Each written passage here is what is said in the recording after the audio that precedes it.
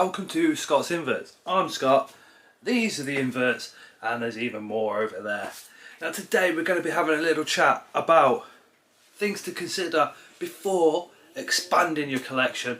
Now I'm not talking about expanding to 10 or 20, we're looking at sort of kind of quantities of 50 and above. So one of the things you've got to be considering is if you're buying slings in bulk, which is what we've got here, those slings are going to grow into juveniles, which we've got here. So you're going to need room for those slightly bigger enclosures. And then as they move up to adult, what we are going to also need to do is put them in enclosures like this, like this.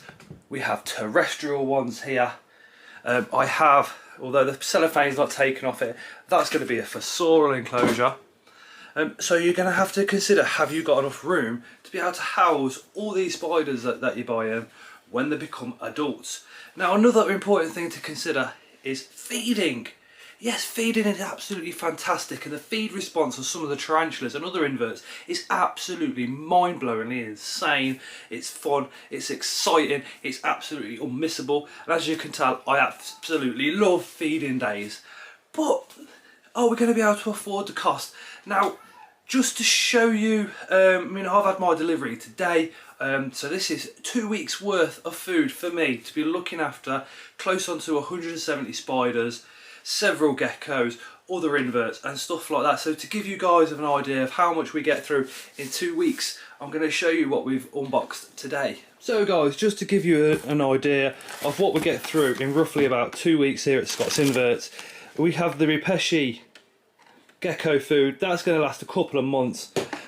We also got the lamp holder bracket, that's for another project. So in terms of feed, we get through a packet of worms, we get through several boxes of adult size locusts, we also get through size 3 locusts, as you can see just there. Again guys, this is what here at Scott's Inverts we get through in a fortnightly basis.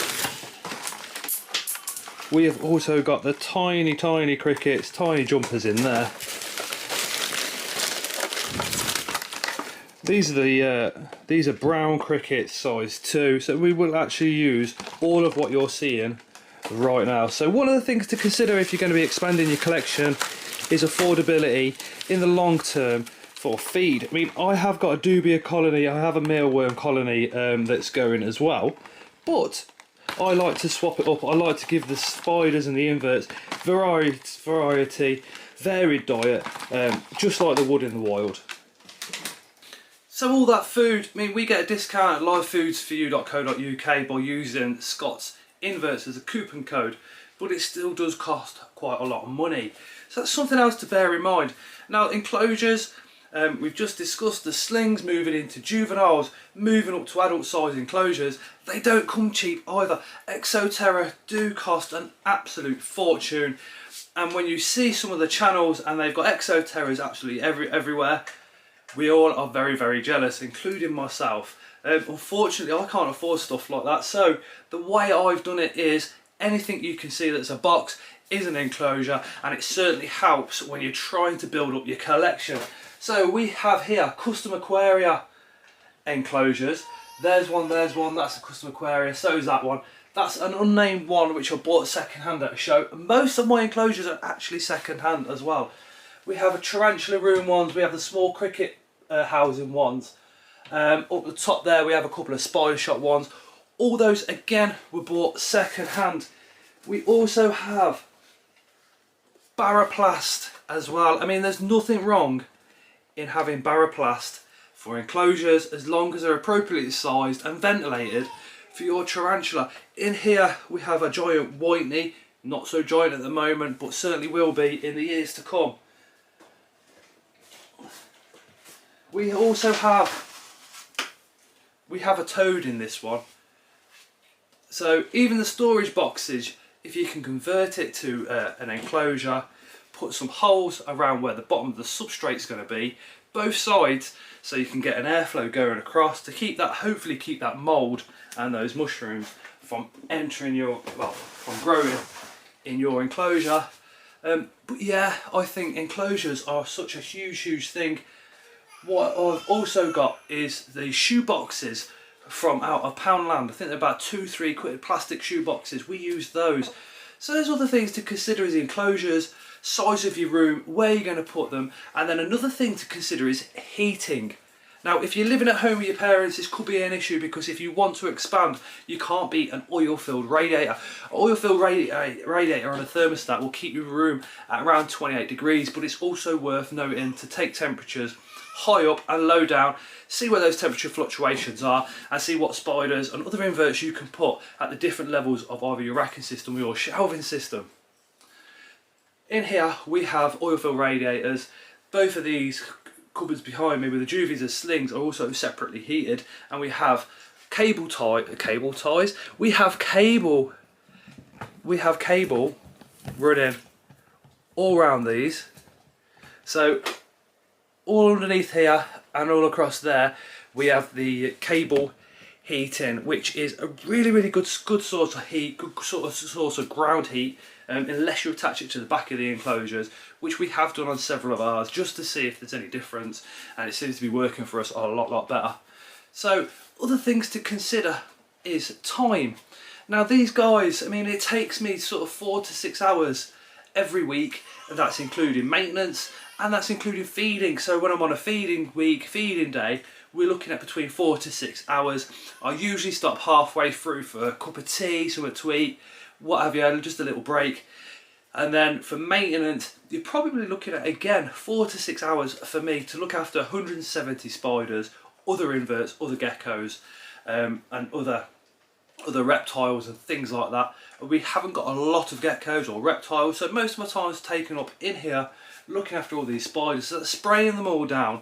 So that brings me to another thing. You're going to want a water bottle. We have in fact got a little 1 litre water bottle like this for the smaller enclosures, and then we've also got a big massive 5 litre one which I can put over my back and then do it a lot quicker. But that's something else to consider, is the amount of time that you're going to be spending with your spiders and with your inverts. Have you got the time to be able to dedicate specifically to these guys, which again is going to be like 4 to 6 hours at least per week.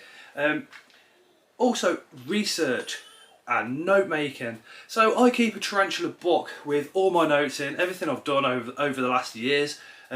We have also done specific species specific care sheets which are always in there as well. I have got several other books and I do use YouTube and Google quite a lot, but I do like to keep my own book because what I write in there, I tend to withhold that information in my mind a lot better than just watching or reading something. So there's a lot of information to consider. Always ask if you get stuck on anything. You can drop me a message over at Scott's Inverts Facebook page. That's not a problem. But let's go back to looking at space. So behind me, like I just said, these are all juveniles, and there's also a few slings in there.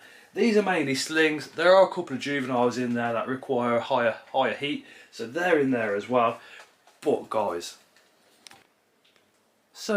as you can see, we keep a lot, and they're all across here as well as, and that is literally floor to ceiling. This is actually by my back door, which is just here.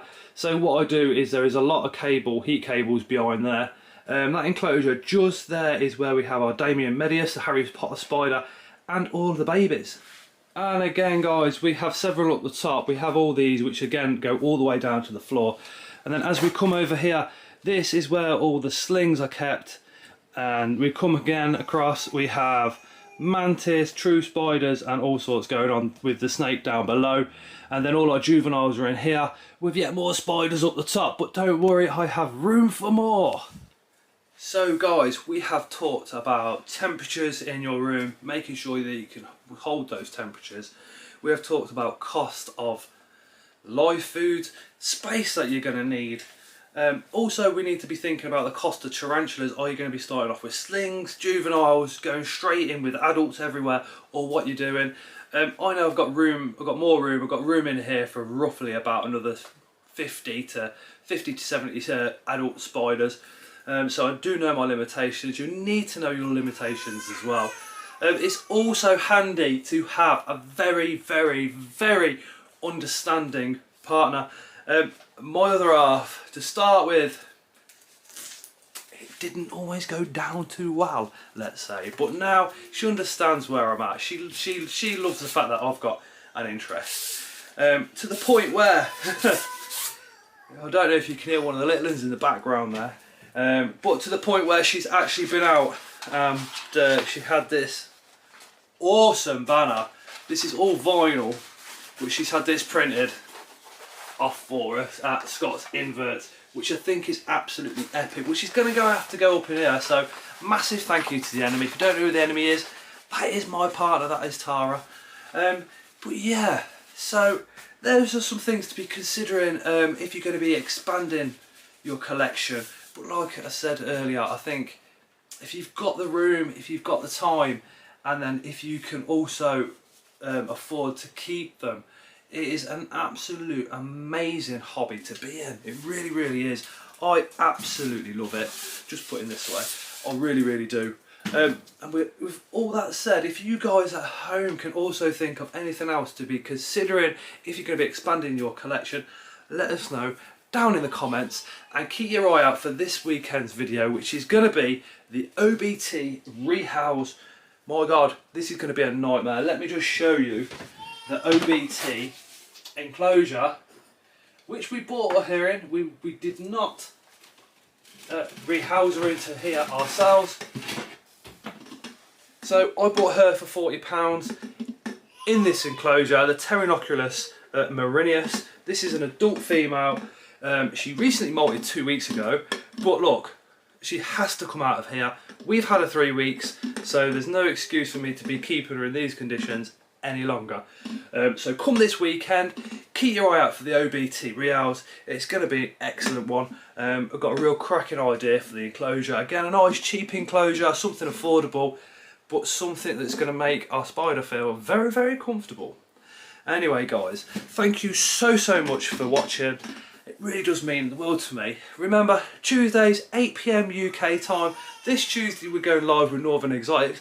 The following week we have somebody else very, very special that'll be coming on the channel, so keep your eyes out for that. If you're not subscribed, make sure you subscribe, hit the like button, comment and do all that doodly. And to the channel members, thank you so much for your absolute awesome support. Everybody else, thank you guys as well for your support, and as always, we shall see you again on the next one.